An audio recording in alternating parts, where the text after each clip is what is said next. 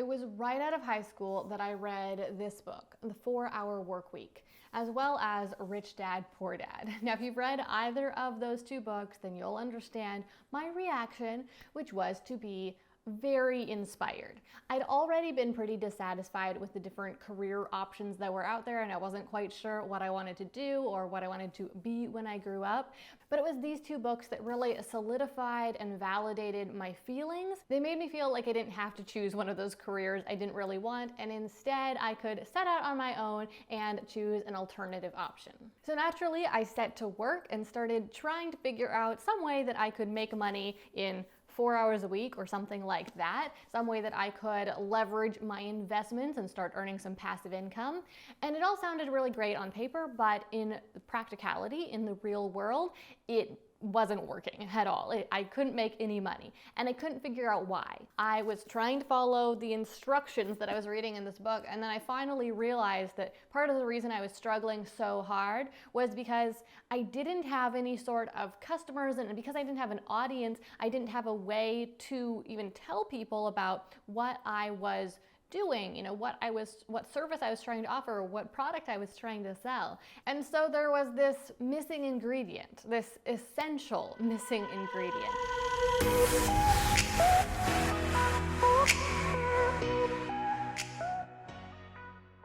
So in this video, I'm going to be sharing with you 4 principles that helped me overcome this problem.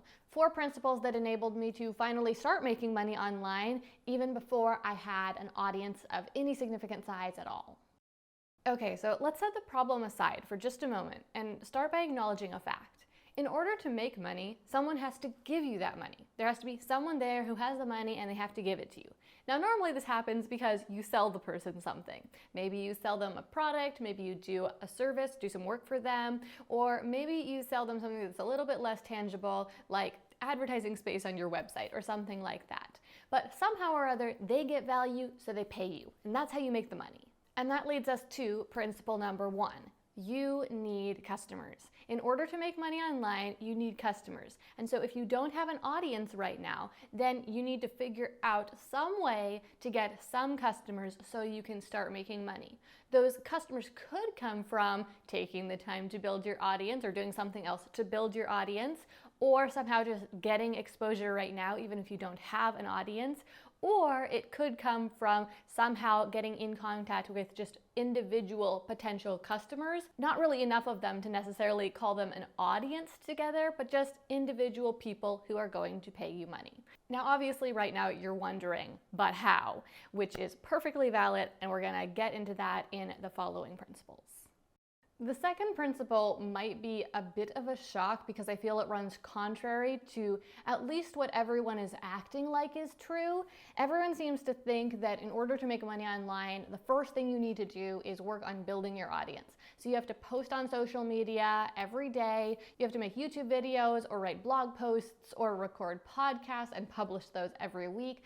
And while, yes, I am a huge proponent of organic growth, and I think that content marketing is an amazing marketing strategy and it's what fuels my business today, the truth is that if you are using those strategies to grow your audience from scratch, it's probably gonna be a hot minute before you have enough people to be able to support yourself from any sort of money that you make from that audience. While it's really cool that you can use strategies like content marketing to advertise your business for free, the truth is that those strategies also come with a big downside. If you try to use them to start your business, then it's going to be a really long, slow road ahead of you. And also, it's not your only option. There are other ways that you can find those customers you need a whole lot sooner before you wait for your audience to organically grow slowly over time. And so the important principle here that you have to understand is that, first of all, using organic growth is not your only option, and second, it's actually the slowest option you could choose. In order to get this thing that you need, these people who are going to pay you, you're going to have to make some sort of investment. See, here's the thing. You can't make something out of nothing. If you want some sort of result, you have to do something to get it. And in this case, you pretty much have 2 options: investing either time or money. So you need to get in contact with these people who will purchase your products or hire you for a service. Well, you can either do that by investing time, by taking the time to find those people and reach out to them, taking the time to build connections, to network, to talk to people you know, to get in contact with other people, taking the time to build your audience, perhaps. Or you can invest money by paying for advertising. For example, you could put an ad on Facebook or an ad on Google that entices people to click because they are interested in the product or the service that's being advertised. So you have these two options, investing time or investing money. And the honest truth is that most of us don't really feel like we have extra of either of these things, but most of us do have more extra of one of them or the other. I mean, and you know which one it is for you. You either have absolutely no extra money or you are pushed to the limits with your schedule and have absolutely no extra time. So you have to make that decision. And yes, it is probably going to be a little bit of a sacrifice regardless of which one you choose. There's at least going to be an opportunity cost. If you're investing your time, well, you could have spent that time doing something else. You could have spent it doing other work and maybe making money perhaps from your day job. You could have spent that time relaxing or spending time with your friends. Now, I'm not saying I want you to sacrifice those things necessarily. I'm just saying there will probably be some sort of sacrifice.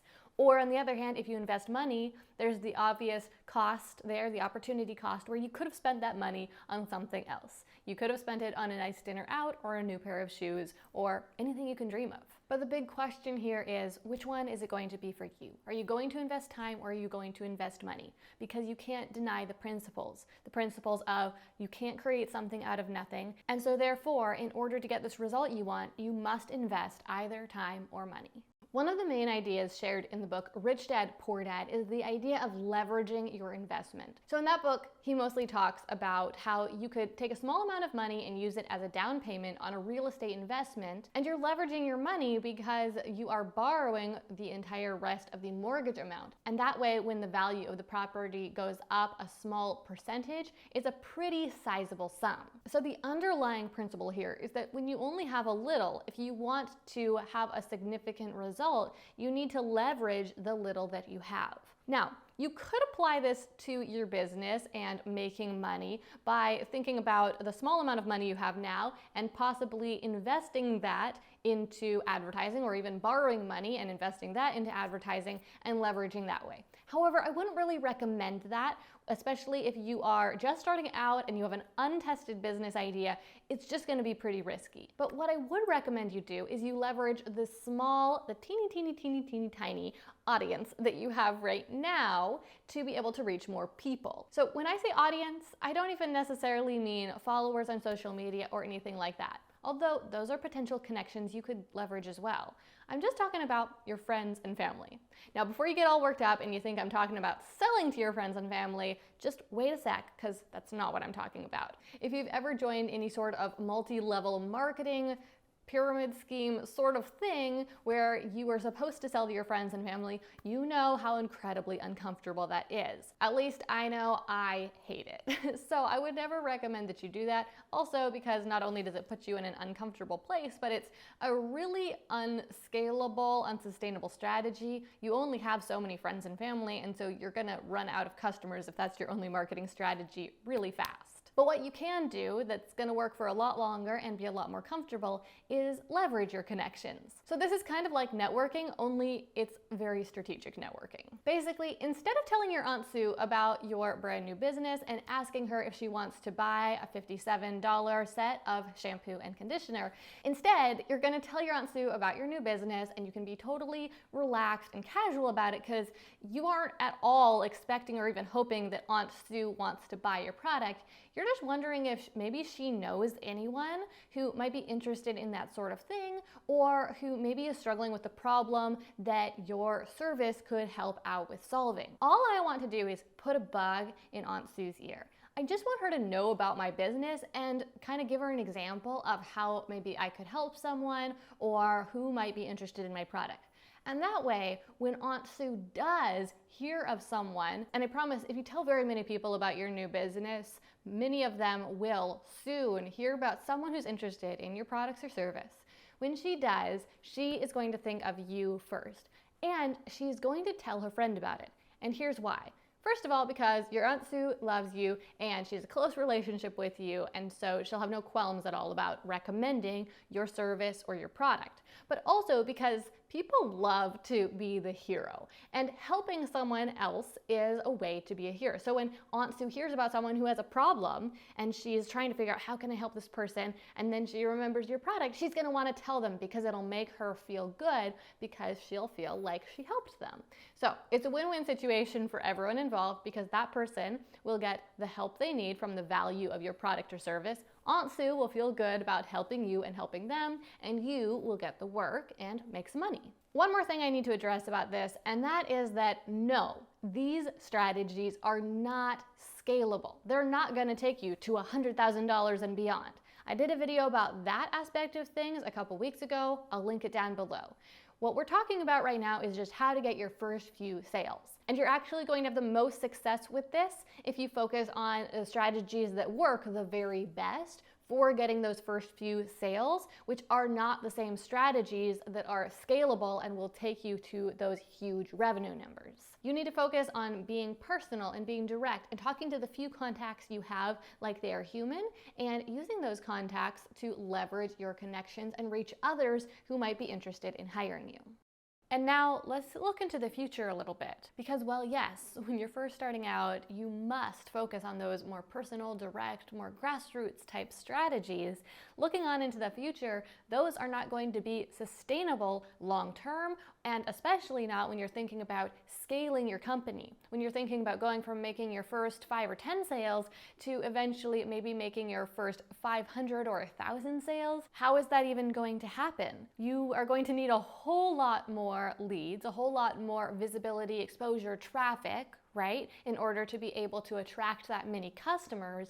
And you're also going to need some sort of system or process that can actually work with that many potential customers, guiding them to the sale, and then eventually work with those customers delivering the product to them. I made a video a few weeks ago about 4 systems to scale your business to 100,000 and beyond. So I'm going to link that up there in the corner, because that video essentially answers the question of like, what are these systems? How can you build them? That sort of thing. But what I wanted to say right now is just make sure that you start investing in building these systems early on. Just like any sort of investment that has compound interest, where it's compounding over time and growing bigger and bigger and bigger the longer it sits there. When you're thinking about investing in both your audience growth so you can have more traffic, more leads, and also the systems for handling those people, you want to invest earlier on, because it's going to take some time to start to get traction and really see the growth that you want. So you don't want to wait until you are maxed out and burned out on working individually to get these leads and to close them, right? You need to start working on building up your traffic systems and your sales systems before you need them, so that you'll be able to make a graceful and successful transition into a more scalable business. And that is so important, because if you want your business to be successful, well, that's going to look like different things at different points in the journey. When you're first starting out, successful is just making your first few dollars. And then as you start to grow, successful is seeing an increase in those profits.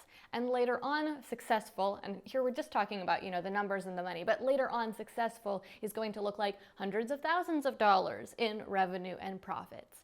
And so you need to have a plan in place for how you're going to successfully transition through those different phases, or else you're going to wind up stuck in one phase, and what feels successful tomorrow will not feel successful a year from now. Or else you're going to wind up stuck in one of those phases, and what feels successful tomorrow will feel a whole lot like failure a year from now if you're still stuck in that phase. Since clearly those of you who are watching today are people who want to make money online, but right now you're just at those beginning stages, I would love to help you out. Feel free to post in the comments below and promote yourself. Tell me about what you do or what your product is. I don't think that YouTube will let you include links down there, but you can say the name of your business and say, how people could find you, like whether they need to look you up on Instagram or whether they could Google the name of your product or whatnot. I would love to hear about your products and services, and also help you to get a little bit of exposure. So no shame at all, promote yourself down below.